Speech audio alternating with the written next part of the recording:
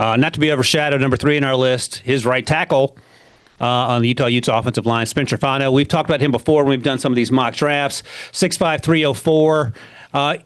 Different body type. It looks like Lomu's a little bigger if you were just envisioning them in your mind, at least in my mind, but they're not far off, at least unofficially. You talked about it, 2023. Fano played left tackle, played right tackle last season. I'm assuming he'll play this season as well. I thought he was a technician in terms of pass protection and in the run game. They play in that zone scheme, so he has the athleticism to get out in space and move and find second-level targets. I thought he was technically sound, wins with power as a run blocker, and plays in balance. You and I agree, Fanu's a little bit higher than Lomu on our list collectively, but 10 years from now, I'll put you on the spot, who do you think is going to be the better NFL player? I'll still roll with Fano, and Okay. I say that because this is what you see in Fanu's tape. You just see consistency across the board, and so you're going to always roll with the consistency. And like you said, this guy's a technician. There are a lot of things that when you first watch him in that first blink, it doesn't necessarily wow you per se. But then when you look up, you're like, okay, he executed his assignment. His man isn't making a play. And then you keep watching. And so my early blink, I was like, oh, okay, yeah, I like him. This guy's good.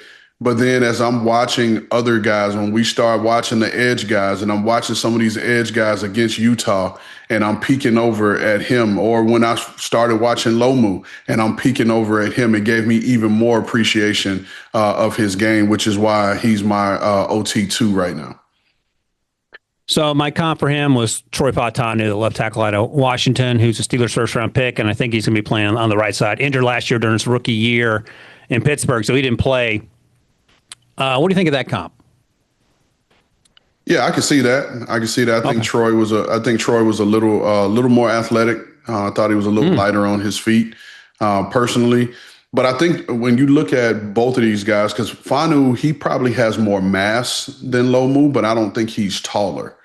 If I'm remembering correctly, and so I could see where Fanu and Troy have a similar body type. Guys who body type probably looks a little bit more like guard, but they can play on the edge, play on the perimeter because they have the feet to do so. So I could see that comp. So we've talked about how much we love Lomu and Fano both.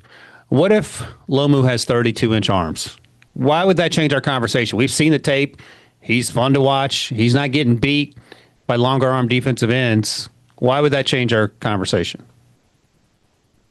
It won't change my conversation. It'll probably change everyone around us conversation. And it's one of the things, too. Again, we talk about Will Campbell and what that was like and everyone talking about it. And I, reached out to some guys up in New England. Hey, man, how's Will doing? And the biggest compliment I've heard of the multiple people I've talked to up in New England about how his spring has went is they say you don't notice him. You don't notice him out at practice, which for a young guy that's 4th overall pick, you plugging him in, putting him as your starting left tackle, and he looks like a vet out there and you don't notice him. That says a lot about who he is. And so to this point, the 32-inch arms or whatever his arm length was has not played a part in it. Yeah, and again, sort of like talking with Zach Frazier and drafting interior offensive lineman high, I like to say don't overthink it. And I think Will Campbell, even though he wasn't my OT1, Kelvin Banks was, taking him 4th overall, I think you and I both agree that made the most sense given where that team was and their team needs, the type of player that Will Campbell is, the type of person he is. So all those things make sense as well. I'll ask you this in a couple seconds here before we go to break. What was the biggest thing J.C. Latham had to learn after you drafted him? Not only just moving positions right to left tackle, but in terms of just everything that comes with being an NFL starter basically on day one. He had to learn that he's going against grown men who have wives, kids, and mortgages. And so he's not going to be able to just go out there and overpower these grown men. That at some point, like, you got to learn the nuance of playing tackle. You got to learn the techniques. You got to learn how to use your hands. You got to use punch timing, hand targets. These are all things you have to learn. And there were games when I talked to JC about this, and he told me there were games in college where he knew guys couldn't overpower him.